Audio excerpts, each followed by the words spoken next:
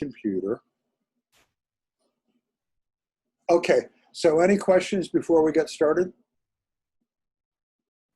No, but I'm texting Kiara. She's just still trying to get on here. She was having trouble. Still having trouble doing what? She was having trouble getting on here. I just wanted to let you know. Who is this? Kiara? Okay. Some people have the wrong link. I think I got this fixed. Hold on.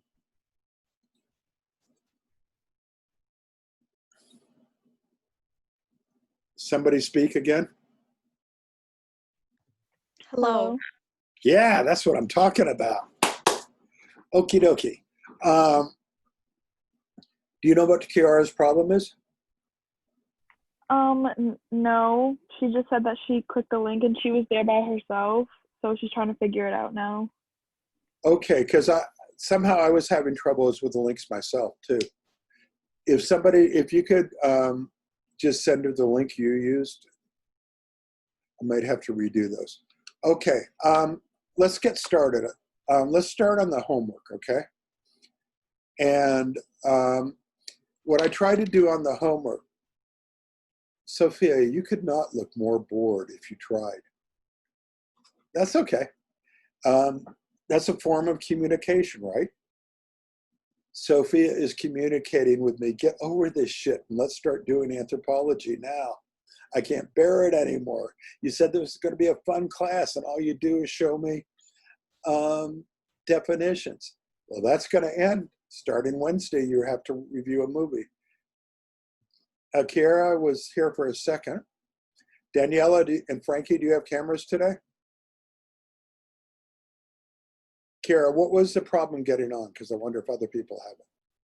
Oh, I couldn't find it. So, like, I made my schedule on Google Calendar with the link that you sent us, but that one wasn't working. So then I went to my emails, and then those weren't working. So I just went to Blackboard. And congratulate Frankie that his beard made it to the next round of the playoffs. But he only scored. Congrats, Frankie. But he only scored Houston. points. That Houston. Okay, so let's look at this assignment I gave you that most people did really well. A little struggling on the biology. Some of you wrote, I thought it was really interesting. I think maybe Gabby was one of them, about people in your house that traveled. Yeah, Gabby, do you want to say what sort of artifacts they brought in? So my grandparents like to travel a lot. They've gone everywhere. They've gone to London. They've gone to Spain like 5 times. They don't like to sit still. So my house, they like to bring back a lot of stuff from when they travel because it reminds them of things. So there's a lot of different, like there's a statue. There's like a little Aztec statue on the dining room table. There's a glass vase that I mentioned that they brought back from London that I almost got like killed for because I almost dropped it last year.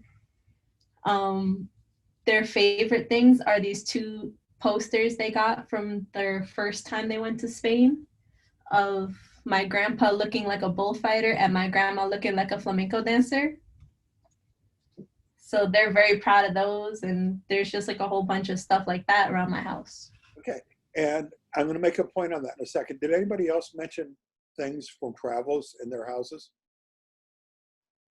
I did. Yeah, what did you mention?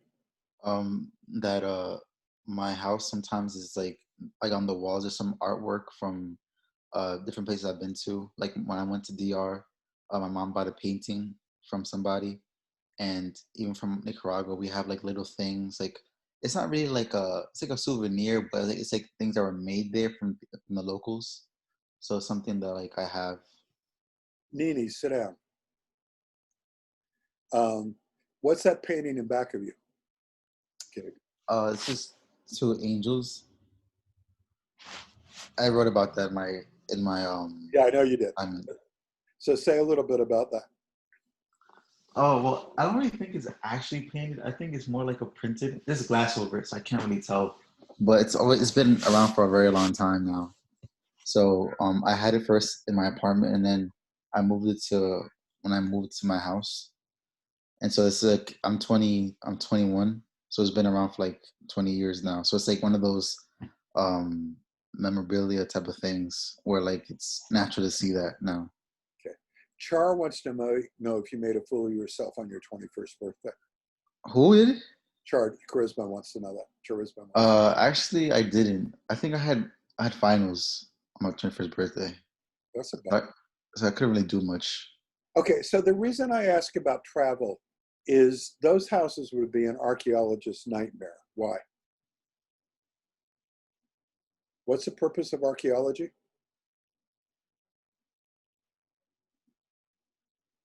Well, don't make me work for a living. That's why I teach. What's the purpose of archaeology? Don't make me come through this screen and It's not to study the past, like from artifacts. Yeah. And so what happens when an archaeologist finds artifacts that aren't really reflective of a culture? It's confusing. We misinterpret their culture. Yeah, a lot of misinterpretations. And that happened for a long time. Santiago, are we amusing you? Or are you just drunk already? It's only 1:30 in the afternoon. No, I don't drink. Okay. Yeah, so one of the things that archaeologists have to take into account is travel, right? Because societies are connected to each other in various ways. Did I mention I've been to the Mayan country in Mexico 10 times and you haven't? Okay, and there's stuff there from as far south as Peru and as far north as Alaska. And, you know, trade is a huge part of that. So one of the things we're going to look at when we look at other cultures is we're going to look at centers of artifacts and how they spread out over the years. And that could be done with language too.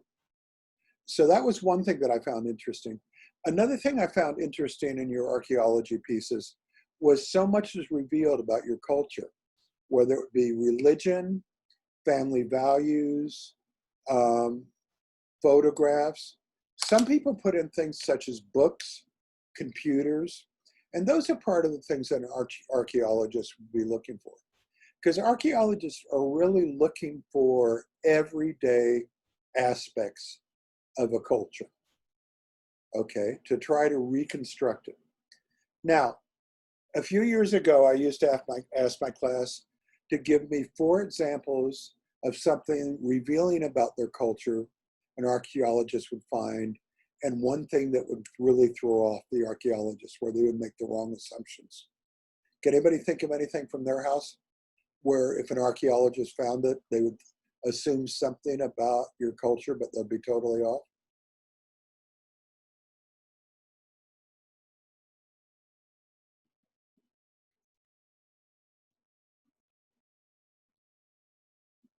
Well, Gabe and Gabby already have given us examples, but anybody else? So everything in your house is only about your heritage? Come on, some of you wrote other things. Like, I guess if you have books or posters with text written on it is in different languages, I guess that'll make them question. Yeah, that would raise a lot of questions, right? About different cultures. That would be one thing. Anybody have a One Direction poster in their house? Good. Thank God for that.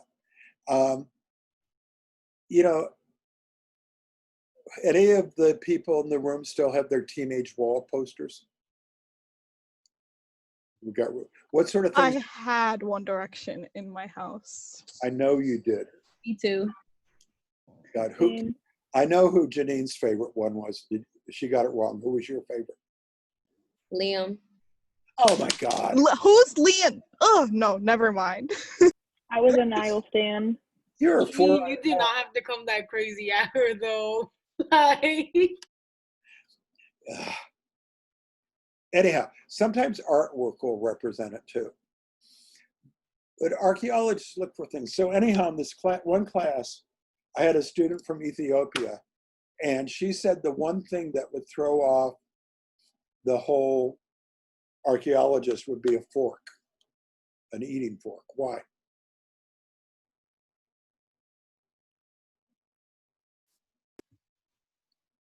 Why would a fork throw off an archaeologist about an Ethiopian house? They don't probably use it. I'm assuming, I don't know, maybe because they don't use utensils. Yeah, traditionally they don't use utensils. You know, so little things like that. And she was being a wise ass, but it was like a very good point. She also once set us fire to the dorm room. Remember when we used to have students living in the dorm? Okay. The one that you struggled with the most on this was biological. And some of you did well, but not all of you on that. And that might have been my fault in terms of preparation. And that slideshow is really long, and we're going to go back to other parts of it, hopefully without my monotone. Nina, what's the name of your cat? Nini, what's the name of your cat? Yeah. What? Speak up. Sorry, what'd you say? What's the name of your cat? It's Bougie. Okay. How many of you are taller than your previous generation? Just give a thumbs up using the reactions. Okay, and a lot of you wrote about that, but you didn't do what I keep asking you to do. Why are you all taller? Most of you taller.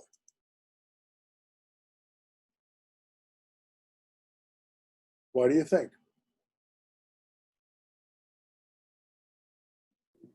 I guess You it want would me to have to answer do that right with now? What, John? all the new stuff they put in foods nowadays. They have nutrients that's distributed. Yeah. Sophia, what did the person you were talking to suggest?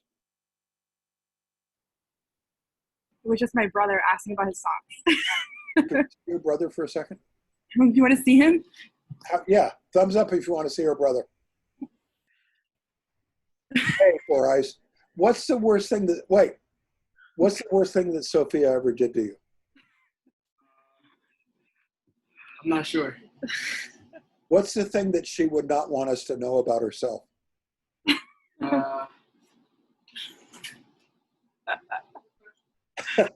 Go away. This is a college class. Beat it. I gotta think.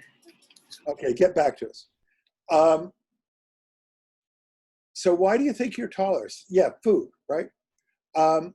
If you look at people, and we're going to read articles why some people actually get shorter too.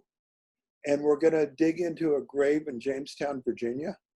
And we're going to see how social class and height makes a big difference. And we're going to dig up another grave among the Mound Native Americans. But often nutrition. My mother-in-law was 4'7". She had 17 brothers and sisters, none of whom were 5 feet tall. Not a one. Every one of the grandkids is 6 feet and up. And that's not about genes, it's about environment with nutrition. So one of the things that archaeologists might look for is height by generation. Several of you talked about diseases. Several of you have talked about skin color. Some have talked about teeth patterns. So, I mean, those are the things that a physical anthropologist would look for. If you really got into it, you might want to look for growth patterns, and you can find those in bones. Right, Kiara? Do you have the giggles too? Do you have something on my shirt or something? That human bones are like tree rings. You could see what years they grew and what years they didn't.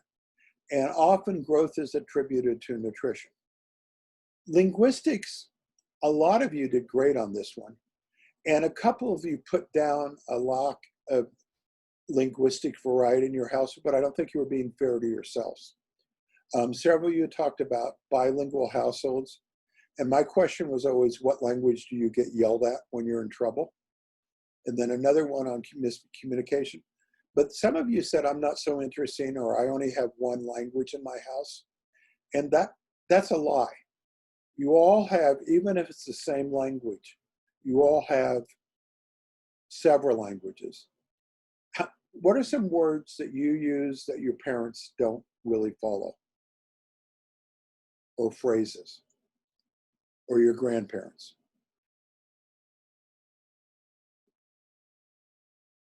Come on. My parents are really young, so they try to stay hip with the lingo.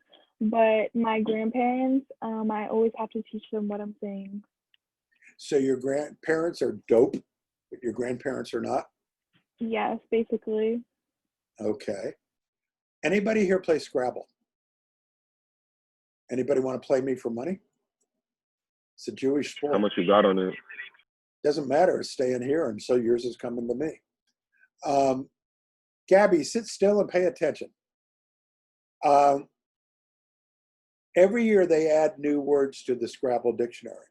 And the point I'm trying to make here is language, like culture, is always, always changing, right?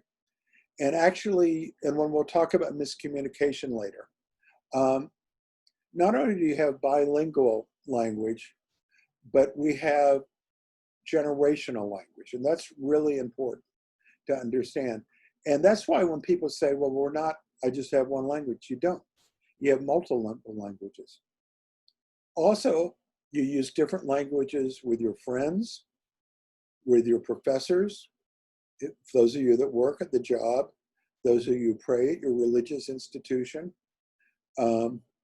So language is much more varied, and the linguists are obviously interested in the nuts and bolts in language, but I'm more interested in the socio-cultural powers of language, and that's what we'll be talking about more this term. And I thought for culture, you all did really, really well on those breakdowns. Okay, now, done with that one. Done with that one. Where did it go? Okay. We're getting back to chapters 1 and 13, but I want to make a couple points on chapter 13 first. What does the word plasticity mean? I had a prop. Oh, I still have the prop. Plasticity. It refers to human capacity to learn any language or culture. Yeah, based on plastic, right? Or, no, I don't do that. Anyhow, yeah. And what it means, could you add a little bit more to that, or could somebody else add more to that? Say it again, Destiny. It refers to human capacity to learn any language or culture. Yeah. And anthropologists use this phrase a lot because there's a huge, huge viewing out there that people think one culture is superior to another. So therefore one people is superior to another. But the reality is anybody born into a culture will acquire that culture. So people are like my straw. It could bend to whatever you need it to be. Not forethought, I just needed my iced coffee and it happened to be there. Okay, so all humans are capable of absorbing the values, the language of other people's cultures, other people's languages. There's a lot of names in that chapter, and the only one I really want you to pay attention to for now is Franz Boas, but you don't even need to memorize that now. But what plasticity really does is rejects the notion of superior or inferior cultures or humans, because anybody could fit anywhere. What does ethnocentricity or exceptionalism mean? Somebody other than Destiny. And that Isn't it to judge other cultures? Yeah, by your own standards, right? Yeah. And we are the best. And there's a tendency to do that. We all tend to do that because we're familiar with what we are. Did I mention to this class we're going to study a culture? Kiara, are you getting stoned? Or are you just happy? I'm not getting stoned. Do you have gas? No, just happy to be alive. Okay. Okay, I'm happy that you're happy. Okay. We all tend to look at this is the way we do things, so it's got to be the best way. And that's almost a impossible thing to avoid, but what's important for anthropologists is to become aware that we're doing this. And the other side of ethnocentricity is what? Cultural relativism. And what is that? Somebody else.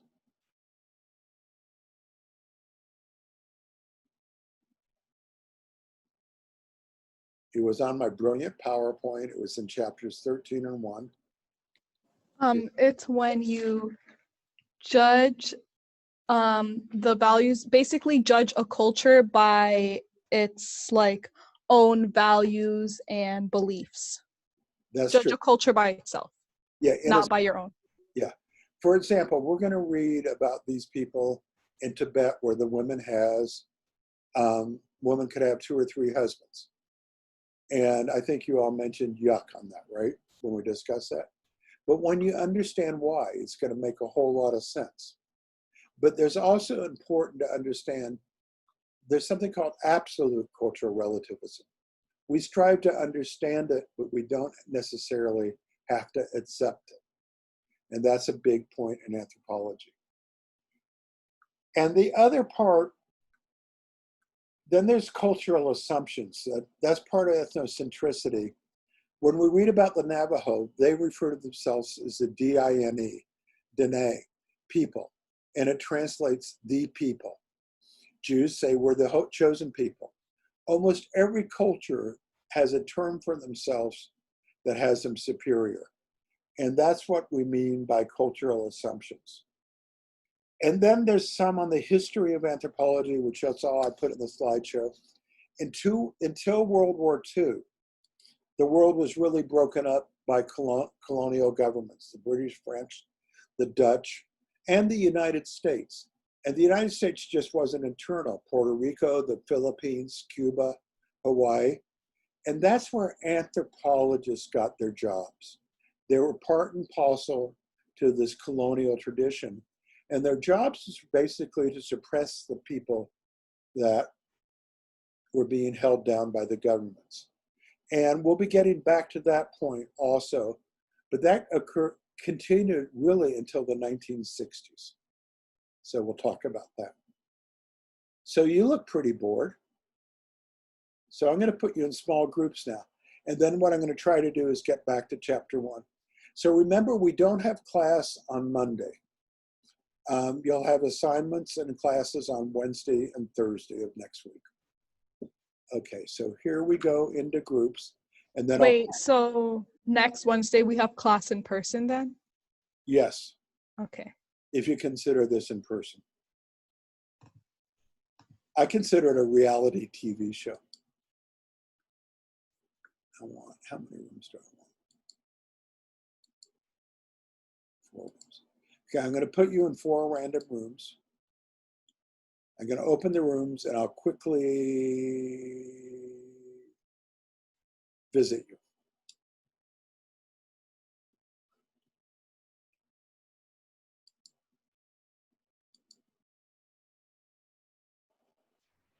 Okay, hi. How are you all doing? Want to make fun of the other people, or do you want to know what you're supposed to do? Maybe the first option. Why don't we make fun of the other people? No. I want you in more detail to do what we were talking about and discuss something else that culturally makes you different as a generation than your parents and your grandparents. Okay?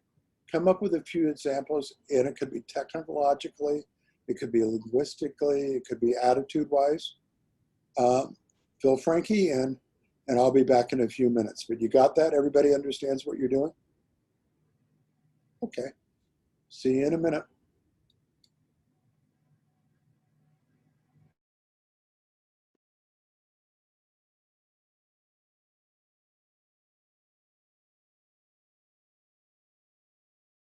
About that. Yeah. That one's not due till like the end of the semester. Yeah, I know. Professor, we don't know what we're supposed to be discussing. To tell you. Yeah. You're supposed to tell Janine to keep it on. I want you to give examples of where you viewed a custom of others' ethnocentricity, okay? From your own perspective, rather than through cultural relativism. Okay? You should be able to come up with several examples. Okie dokie? Okie dokie. Okay. See you in a few.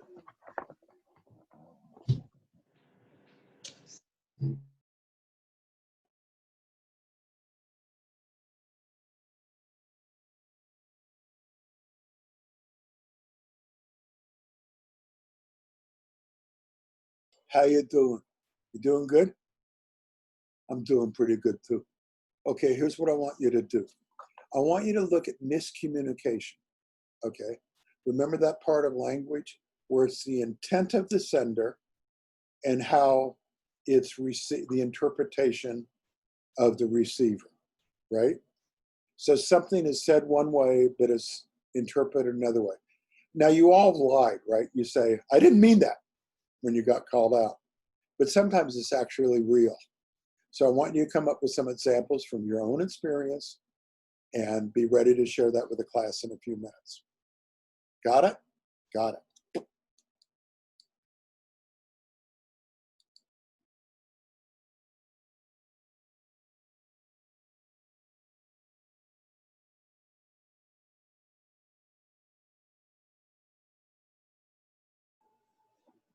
Okay, fingernail check. Let me see all your fingernails. Fingernails. Let me see the other side. Ooh. Okay, you're going to get them dirty now because you're archaeologist and you're archaeologist today, but then you're going to be time warped into 2019. And you might have noticed there's a pandemic going on. So what would an archaeologist find in Northeast New Jersey now that they wouldn't find a year ago, okay? Artifacts. Got it? Yeah. Go for it. You got about 5 minutes. You're gonna miss me when I'm gone.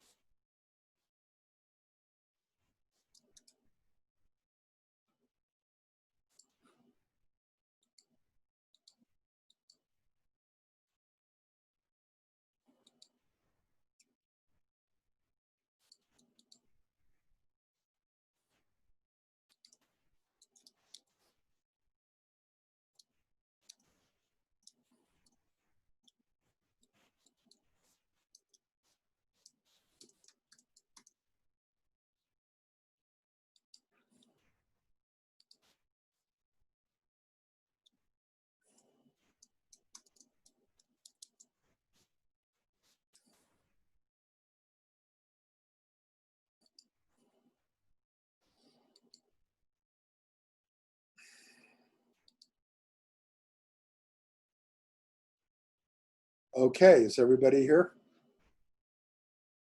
Are the rooms closed? Why don't I see everybody? There we go. Good. Okay, group number 1, talk to us. One thing we talked a lot about as like a collective was how our generation is less strict than our parents' generation. And that's all connection between all of our like experiences through like race and culture. Okay, what else? We mentioned technology. How the technology is developed more in this generation is something that like we use more than like our parents got to use, or like our grandparents even got to see until now. Okay, I think you're right, but I also can make an argument that each generation has different forms of technological change. I think the biggest technological change in human history was walking upright. But I think you're right. You have more things, more access. The world has shrunk.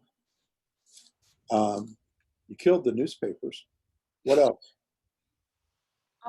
We also spoke about like religion. So like most of our past generations are very strict on, let's just say, Christianity in general. So I feel like I say this like me and myself. Most of us like probably don't follow the same footsteps as they do in regards to religion, whether we believe something or not. Maybe some of us are more doubtful than our previous generation. So that's also one. Okay. What about, I mean, you sort of talked about the toleration. Look around the classroom. You see the panel? Would your parents have been in such a diverse setting for the most part? Okay. Would your parents or grandparents be allowed to bring anyone else in this room to their families as a potential partner? Or would there be more restrictions?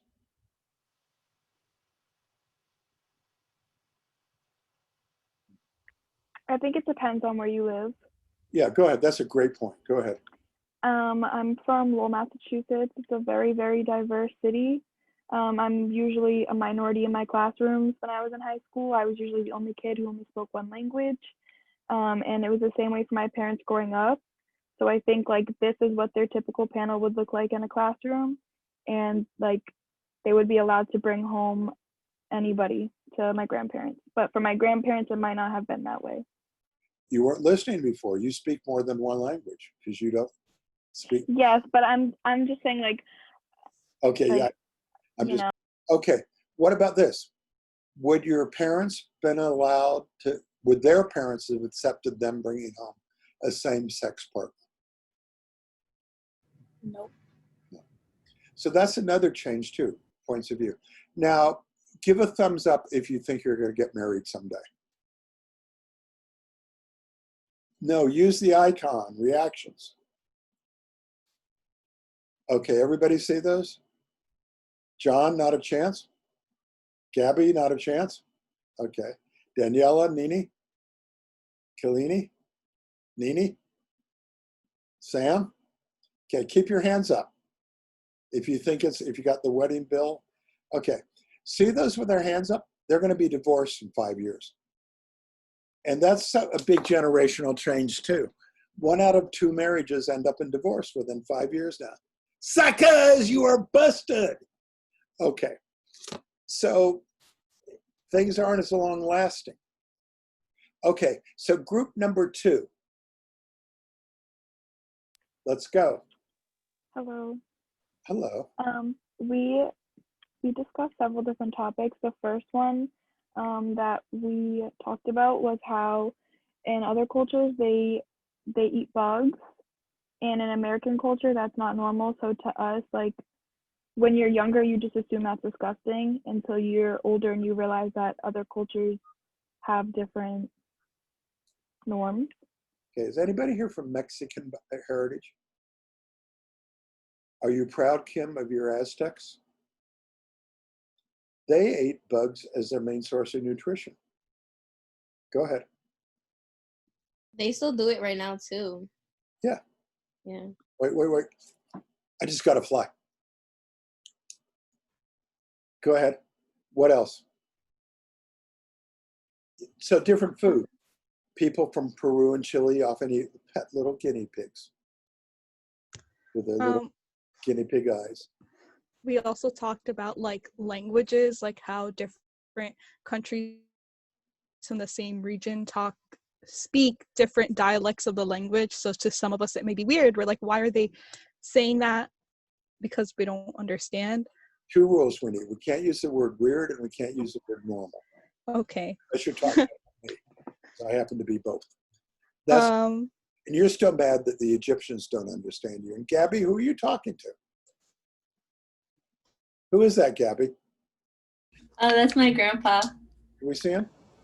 Grandpa, you want to say hi? Say hi to my class. That's my grandpa. Hi. Hi, I hear you like to travel a lot. You used to. Used to. Used to. You're younger than me. Keep it up. Oh yeah, if we can. Okay. Someday it'll open back up. Yeah. Wise grant. Thank you. Don't you love when we have guest lecturers? Okay, what else? So Janine's upset that the Egyptians don't understand her. Okay. We also talked about like how in some cultures, like it's okay for like 2 guys will kiss each other on the cheek and that's how they greet each other, and we don't do that over here. Or like when I went to the Middle East, like it took like 2 guys, like a normal thing they'll do is like hold hands in the street, and I said like if I saw that here I would assume they were together or gay, but over there it's like just a form of affection between any 2 people. There's a guy, Edward T. Hall, who made a career out of doing distance in different cultures and how close and how far apart different cultures stood and what were the rules. When I moved from Missouri to the Northeast, I was shocked that everybody hugged and kissed. You know, don't touch me, get away, get away. Oh, you could touch me. No, but most people I didn't want to touch me.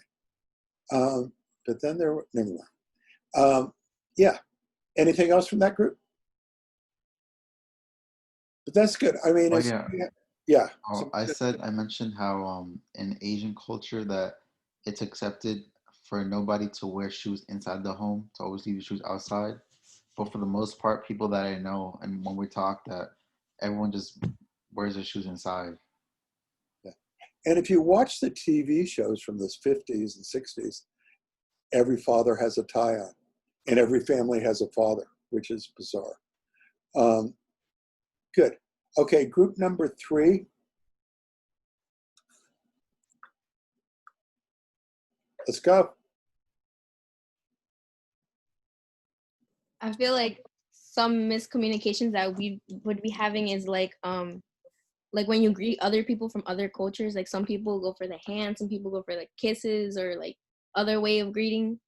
And yeah. Want to do an experiment? If they ever have public transportation again, I want you to get on a bus and stare at a stranger across the aisle.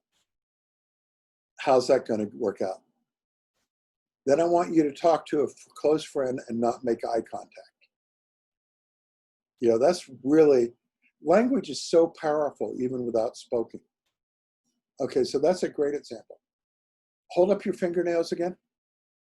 Kim, what do those communicate to people? She has self-care tendencies. Yes. Or she's colorblind. Yeah. Okay, what other miscommunications?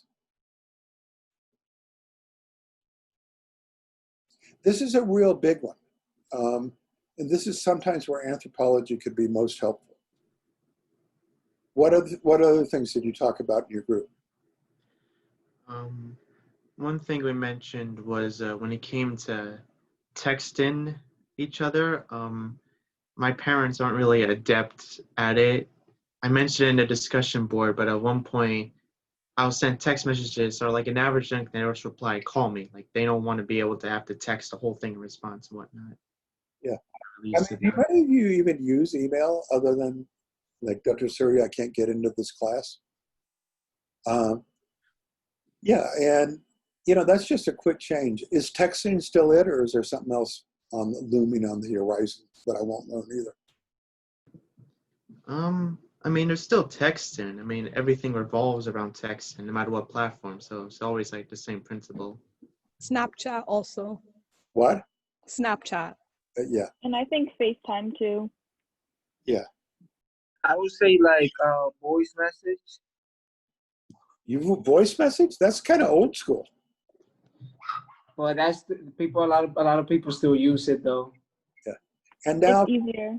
Verizon is taking away its ringback tones. My only way of being clever. Yeah, we're going to read some about text speak as actually a formal language and how it evolves and the rules. And it's exciting because usually languages take hundreds of years to evolve.